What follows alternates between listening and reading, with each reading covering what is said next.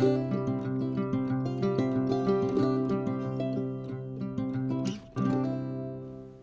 welcome to my crochet tutorial where we'll be learning how to make a chain stitch. I'll be using a DK or a double knit weight yarn and a 4mm crochet hook, but the process is the same when you're using different types of yarns and hooks. Single chain stitches or a series of chain stitches are commonly used in crochet. Sometimes they're used as starting points or as individual stitches or in groups of stitches, however a pattern or the instructions might show. Chains are great for beginners to practice and for getting used to the feel of yarn and using a crochet hook. It might seem difficult at first, but with patience and practice, you'll soon be able to complete these techniques. First, we start by making a slip knot.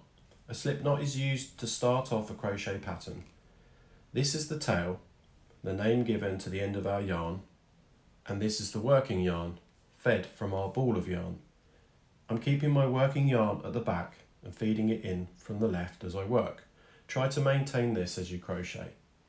Take the tail, leave a few inches or around 5 to 10 centimeters and let it hang down in front of 2 fingers. Wrap the working yarn away from you around the back of your fingers, keeping it pointing down to the right side of your tail. Then loop it back up and back over your tail and letting it cross over. Now you take your hook. You can feed it under through the loop and collect the working yarn. Pull it through, take the yarn off your fingers, and you'll see that a knot has formed. And your working yarn slips through the knot. This is the slip knot. To make our chain, pull the tail to let the knot tighten over the working yarn. You can pull your working yarn so that it tightens and closes onto your hook. This is known as tension whilst you're working your stitches. While starting off, try to work freely so that your stitches aren't too tight, or it may make the stitches of your overall piece too tight and difficult to work. Equally, they don't want to be too loose, but don't be too hard on yourself while you're practicing and starting off. You'll eventually get a feel for good working tension that you're happy with. You should have one loop on your hook, and now we can begin our chain.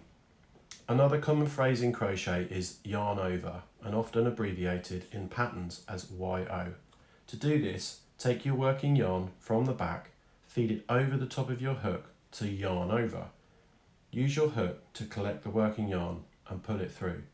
Notice how I slightly twist the hook so that its shape matches the shape of the loop on the hook. This will help you to pull your working yarn through.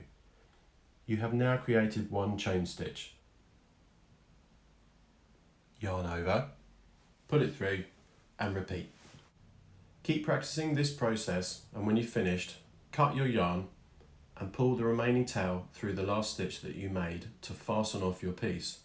Fasten off is also another commonly used phrase in crochet and is often abbreviated to FO.